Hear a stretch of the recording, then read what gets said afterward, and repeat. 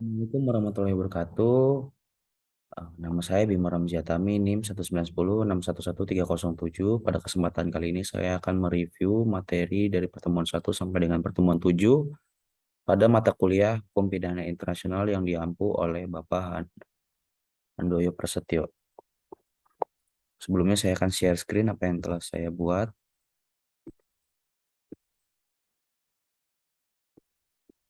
Eh, di pertemuan pertama dijelaskan mengenai definisi hukum pidana internasional. Hukum pidana internasional adalah sekumpulan kaidah-kaidah dan asas-asas hukum yang mengatur tentang kejahatan internasional yang dilakukan oleh subjek-subjek hukumnya untuk mencapai suatu tujuan tertentu.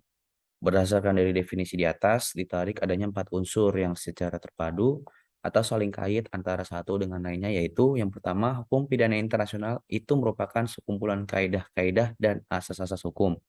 Yang kedua, hal atau objek yang diaturnya yaitu kejahatan atau tindak pidana internasional. Yang ketiga, subjek-subjek hukumnya yaitu pelaku yang melakukan kejahatan atau tindak pidana internasional. Dan yang keempat, tujuan yang hendak dicapai atau diwujudkan oleh hukum pidana internasional itu sendiri.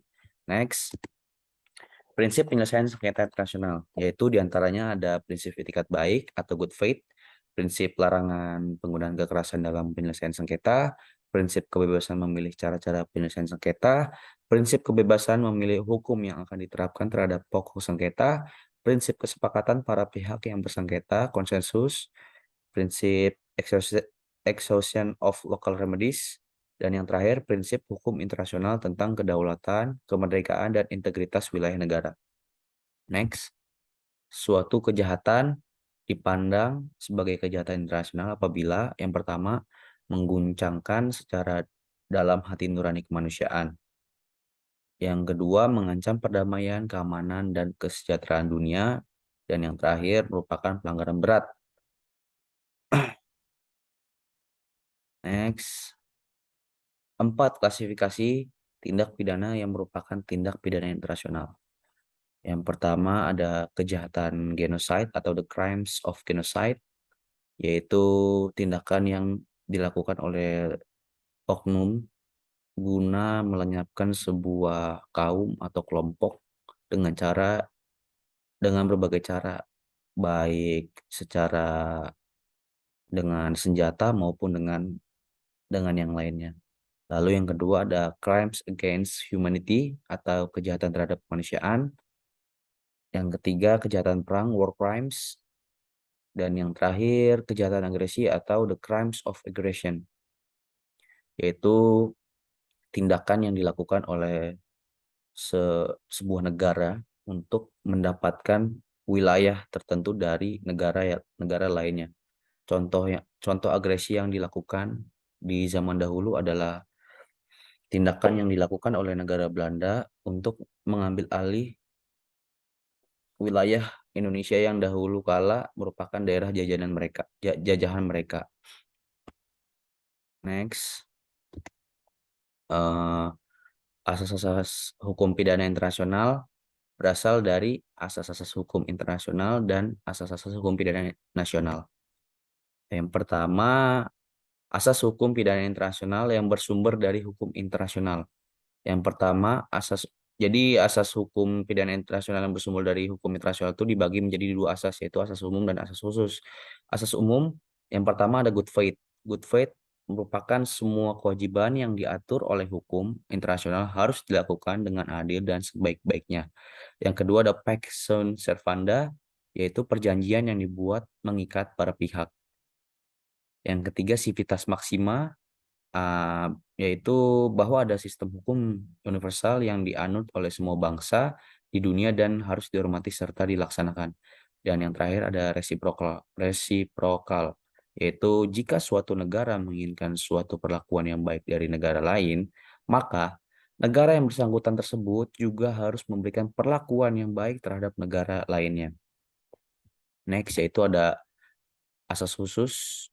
Yang pertama ada aut dedre aut punere, yaitu pelaku kejahatan internasional diadili menurut hukum di tempat ia melakukan kejahatan. Yang kedua ada aut dedre aut judicare, yaitu setiap negara berkewajiban menuntut dan mengadili pelaku kejahatan internasional, serta berkewajiban melakukan kerjasama dengan negara lain dalam rangka menahan, menuntut, dan mengadili pelaku kejahatan internasional. Dan yang ketiga ada parem inhabet imperium. Kepala negara tidak dapat dihukum dengan menggunakan hukum negara lain. Asas ini merupakan hak imunitas atau kekebalan dari seorang kepala negara asing dalam hukum internasional. Next. Lalu ada asas hukum pidana internasional yang bersumber dari hukum nasional. Yang pertama ada legalitas. Legalitas merupakan tidak ada yang dapat dipidana berdasarkan hukum yang telah ditetapkan dan diundangkan sebelum delik tersebut diterapkan secara legal. Yang kedua ada nebis in idem, yaitu prinsip yang menyatakan bahwa seseorang tidak dapat dituntut lebih dari satu kali di depan pengadilan atas perkara yang sama. Yang ketiga ada teritorial. Teritorial merupakan asas yang berdasarkan terhadap perundang-undangan hukum pidana di suatu negara.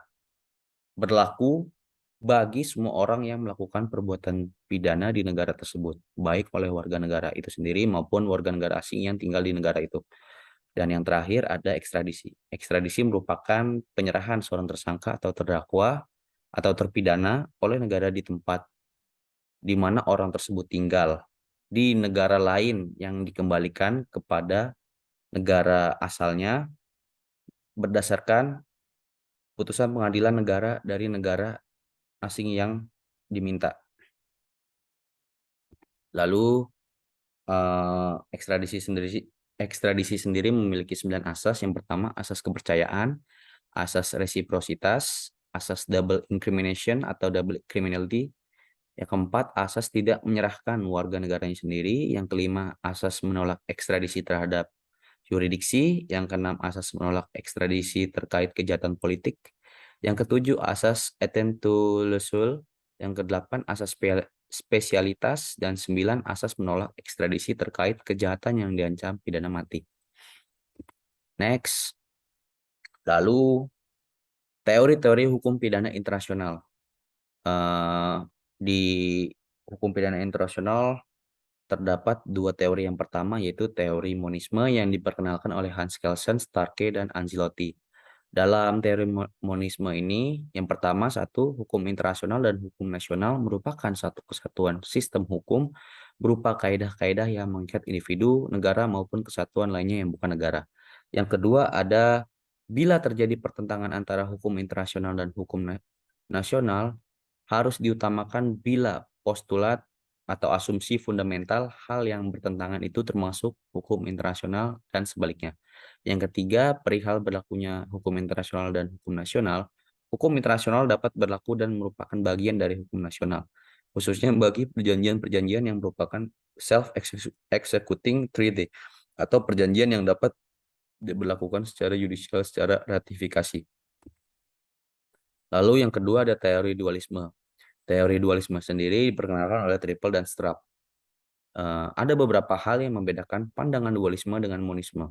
Satu, hubungan antara hukum internasional dan hukum nasional sebagai dua hal yang terpisah, terlebih dalam dunia modern di mana negara mempunyai kedaulatan dan kesederajatan.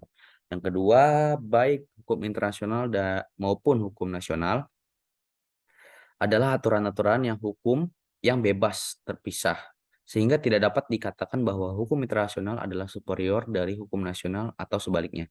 Yang ketiga, dari segi subjek hukum internasional adalah negara, subjek hukum dari hukum nasional adalah individu. Yang keempat, dari segi sumber hukum, hukum internasional bersumber pada kehendak bersama atau kesepakatan negara-negara, Gemeinwille. Dan hukum nasional bersumber pada kehendak dan kekuasaan negara.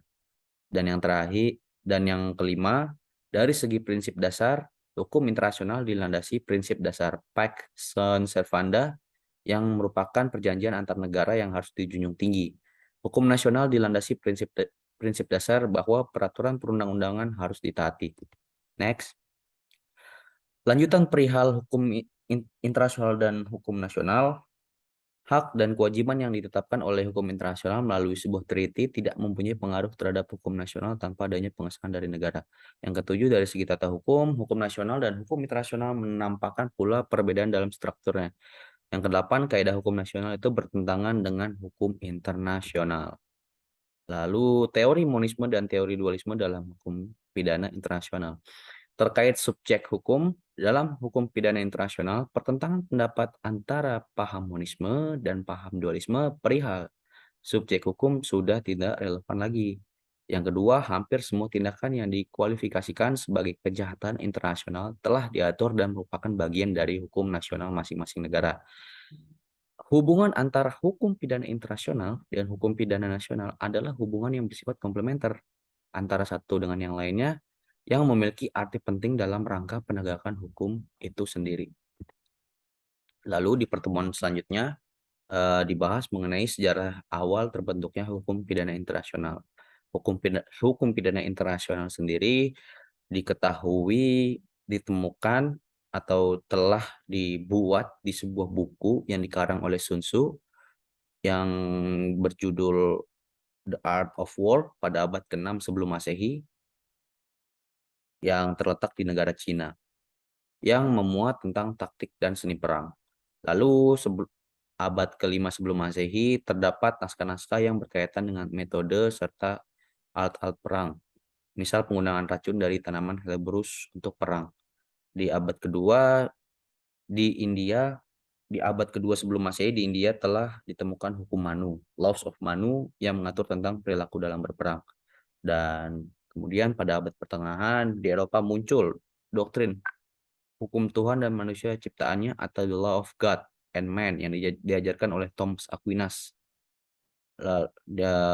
Thomas Aquinas sendiri mengemukakan bahwa terdapat jus et bellum atau hukum perang dan jus in bello, hukum di dalam peperangan.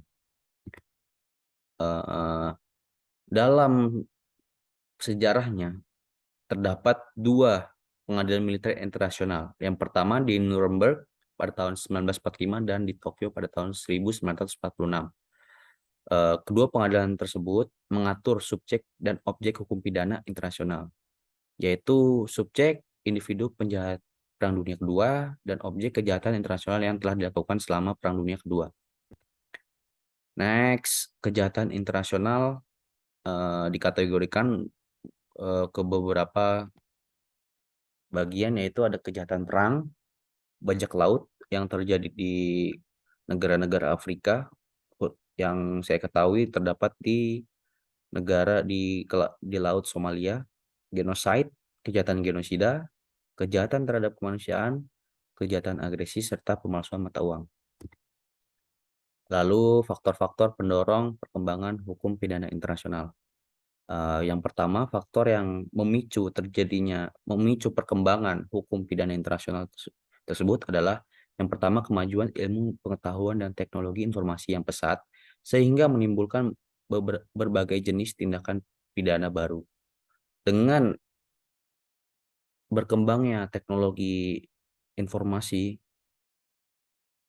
kemajuan ilmu pengetahuan semakin mendorong hukum pidana internasional untuk terus berkembang dan berkembang untuk menyesuaikan terhadap zaman. Yang kedua, timbulnya kesadaran umat manusia atas penghormatan nilai-nilai kemanusiaan universal. Dan yang ketiga, kesadaran masyarakat internasional atas kebutuhan bekerja sama dalam menghadapi masalah bersama. Next. Lalu di pertemuan yang kemarin, yang pertemuan ke-6, dibahas mengenai sumber-sumber hukum pidana internasional. Di awal dijelaskan mengenai konvensi PBB yang dideklarasikan pada tahun 1940-an, 45 kalau tidak salah, yang berisi mengenai Deklarasi Universal Hak Asasi Manusia, Konvenan Internasional tentang Hak Sipil dan Politik, Konvenan Internasional tentang Hak Ekonomi, Sosial, dan Budaya, Konvensi Internasional tentang Penghapusan Segala Bentuk Diskriminasi Rasial. Yang kelima, konvensi tentang penghapusan segala bentuk diskriminasi terhadap perempuan. Yang keenam, konvensi menentang penyiksaan dan perlakuan atau penghukuman lain yang kejam tidak manusiawi dan merendahkan martabat manusia. Yang ketujuh, konvensi tentang hak anak. Yang kedelapan, konvensi tentang perlindungan pekerja migran dan keluarga mereka. Yang kesembilan, konvensi hak penyandang disabilitas. Dan yang terakhir, konvensi internasional tentang perlindungan semua orang dari penghilangan secara paksa. Next, eh, di pertemuan yang membahas tentang sumber hukum, menjelaskan bahwa Sugeng Istanto menjelaskan bahwa sumber hukum formil ialah faktor yang menjadikan suatu ketentuan menjadi ketentuan hukum yang berlaku. Lalu sumber hukum material ialah faktor yang menentukan isi ketentuan hukum yang berlaku. Menurut Sugeng Istanto, keempat sumber hukum internasional dibagi menjadi: satu, sumber hukum formil, yakni konvensi internasional dan kebiasaan internasional. Yang kedua, sumber hukum material, yaitu prinsip-prinsip umum hukum dan ajaran para ahli hukum. Lalu selanjutnya ada Iwayan Partiana. Beliau berpendapat bahwa sumber hukum adalah arti formal. Arti formal adalah bentuk atau wujud konkret dari hukum pidana internasional yang tampak dalam kehidupan sehari-hari. Sumber hukum dalam arti formal dari hukum pidana internasional meliputi: satu, sumber hukumnya yang berasal dari sumber hukum internasional pada umumnya, dan sumber hukumnya yang berasal dari sumber hukum pidana nasional antar negara-negara. Lalu yang terakhir, sumber hukum pidana internasional yang berasal dari hukum internasional itu perjanjian internasional, hukum kebiasaan internasional, putusan Badan Penyelesaian Sengketa Internasional, pendapat para ahli hukum, serta keputusan atau resolusi organisasi internasional, dan yang terakhir adalah asas-asas hukum umum.